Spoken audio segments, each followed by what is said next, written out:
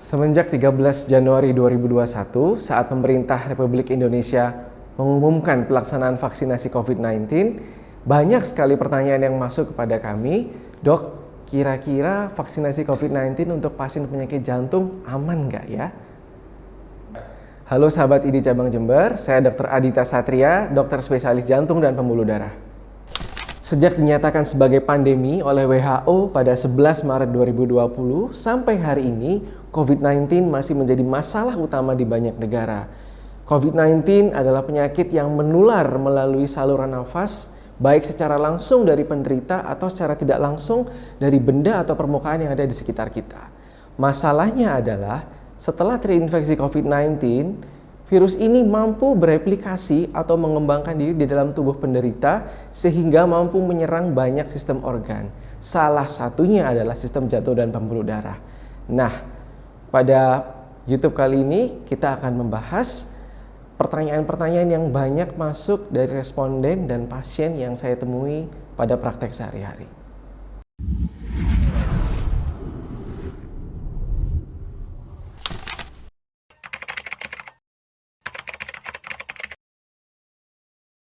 Jawabannya adalah tidak, karena semua orang memiliki potensi yang sama untuk menderita COVID-19, sekalipun tidak memiliki komorbid seperti penyakit jantung. Kuncinya adalah kita harus tetap mematuhi protokol yang saat ini disebutnya 5M. Yang pertama, menjaga jarak 1-2 meter dengan orang lain. Yang kedua, rajin mencuci tangan menggunakan air mengalir minimal 30 detik.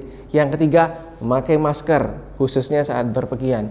Yang keempat, menjauhi kerumunan, dan yang terakhir adalah membatasi mobilitas. Selama kita menerapkan 5M ini, maka apakah kita punya komorbid atau tidak punya komorbid, resikonya lebih rendah untuk terinfeksi COVID-19.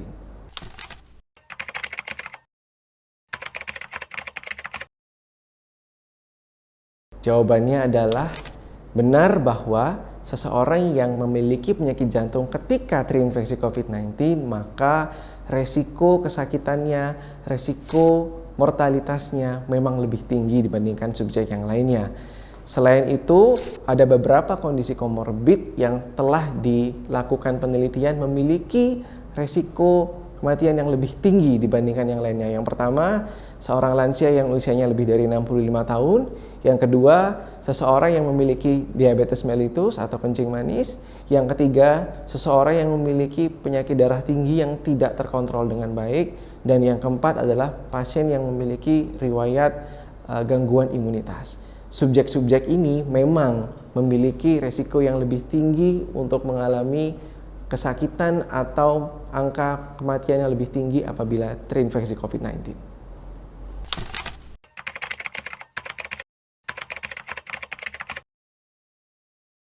Yang pertama selalu adalah terapkan protokol kesehatan 5M yang sudah saya sebutkan tadi. Kemudian yang kedua, khusus penderita penyakit jantung dan pembuluh darah, jangan lupa konsumsi obat teratur dan lakukan anjuran yang telah diberikan oleh dokter. Kemudian yang ketiga, cukupi asupan nutrisi Anda dengan buah-buahan dan sayur yang kaya akan vitamin A, vitamin C, vitamin D, vitamin E, dan zinc. Kalau kira-kira makanan yang kita konsumsi sehari-hari kurang asupan vitaminnya, jangan ragu untuk mengkonsumsi multivitamin yang banyak dijual di pasaran. Kemudian yang ketiga, yang penting juga, olahragalah secara teratur. Kita harus tetap aktif dengan prinsip protokol kesehatan. Berolahraga dengan frekuensi 4-5 kali dalam seminggu dengan durasi 20-30 menit dan disarankan di pagi hari ketika ada sinar matahari. Kemudian yang selanjutnya, istirahat teratur, tidur yang cukup dan harus berkualitas 6-8 jam sehari. Terakhir nih yang sering kita lupakan, harus tetap waspada tapi jangan cemas berlebihan.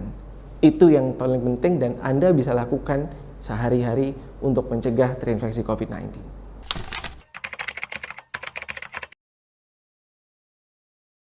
Jawabannya adalah aman. Kita tidak perlu khawatir karena rumah sakit telah menyiapkan serangkaian perlindungan kepada kita. Mulai dari pintu masuk kita diminta untuk cuci tangan, kemudian diukur suhu badannya, kemudian bangku-bangku di rumah sakit telah disusun dengan jarak supaya kita tetap menerapkan prinsip social distancing. Dan yang terpenting adalah saat ini sudah mulai banyak diterapkan di rumah sakit fasilitas konsultasi kepada dokter melalui yang namanya telemedicine, sehingga pasien bisa langsung berkonferensi dengan dokternya menggunakan aplikasi video call atau Zoom meeting dan sebagainya, dan itu sudah disahkan di peraturan Konsil Kedokteran Indonesia. Jadi teman-teman sekalian tidak perlu khawatir ya kalau harus berobat ke rumah sakit. Aman kok.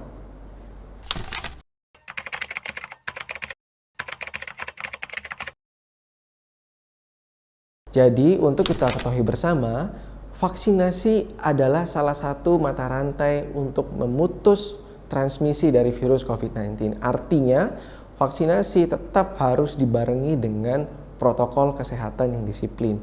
Pada saat ini kita telah memasuki tahap 1 dari prosedur vaksinasi sampai nantinya akan ada 5-6 tahap sampai seluruh masyarakat Indonesia akan tervaksinasi. Vaksin ini ketika masuk ke tubuh kita akan merangsang munculnya antibodi untuk melawan dari antigen virus COVID-19 tersebut.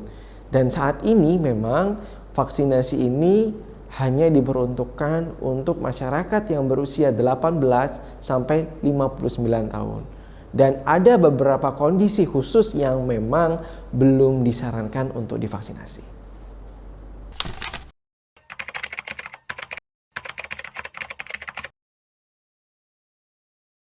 Sampai saat ini belum ada data ilmiah yang cukup kuat untuk menyatakan bahwa vaksin COVID-19 aman bagi penderita penyakit jantung dan pembuluh darah.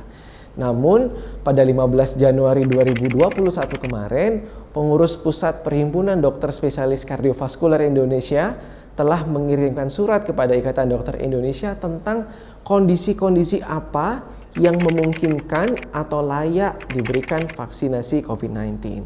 Yang pertama, apabila kita penderita penyakit jantung dan pembuluh darah yang saat ini sampai 3 bulan ke belakang kondisinya stabil dan terkontrol, maka layak untuk diberikan vaksinasi. Kemudian sebaliknya, pada penderita penyakit jantung dan pembuluh darah yang tidak stabil dalam 3 bulan ke belakang, tidak stabil itu apa sih dok? Yang pertama, ada keluhan sesak nafas yang hebat. Kemudian yang kedua, ada keluhan nyeri dada. Kemudian yang ketiga, ada keluhan dada berdebar-debar. Keempat, ada keluhan kaki bengkak. Nah, penderita-penderita ini disarankan untuk tidak dilakukan vaksinasi apabila keluhan ini muncul 3 bulan ke belakang. Kemudian yang selanjutnya, penderita dengan penyakit darah tinggi disarankan pemberian vaksinasi apabila dalam 3 bulan ke belakang tekanan darahnya terkontrol. Kemudian yang terakhir adalah penderita yang telah melaksanakan prosedur kateterisasi jantung atau bypass koroner yang keadaannya stabil dan lebih dari 3 bulan boleh atau disarankan layak menerima vaksinasi COVID-19. Pencegahan adalah tetap hal yang utama. Jangan lupa menerapkan protokol 5M, mencuci tangan, menjaga jarak, memakai masker, menjauhi kerumunan, membatasi mobilitas, tetap menjadi kunci untuk pencegahan terjadinya COVID-19. Dan yang paling penting jangan lupa olahraga teratur, istirahat yang cukup, tetap waspada, jangan cemas dan jangan lupa berdoa. Semoga kita semua senantiasa dikaruniai kesehatan oleh Tuhan Yang Maha Esa. Oke, demikian penjelasan dari saya kali ini. Selanjutnya teman-teman mau bahas apa di YouTube ID Jember Official? Yuk tulis saran dan komentar teman-teman di bawah ini. Terima kasih sudah menonton. Jangan lupa like, subscribe, dan aktifkan notifikasi di video ini agar kamu jadi yang pertama tahu kalau ada video terbaru dari kami. Sampai jumpa, masyarakat sehat, masyarakat sejahtera.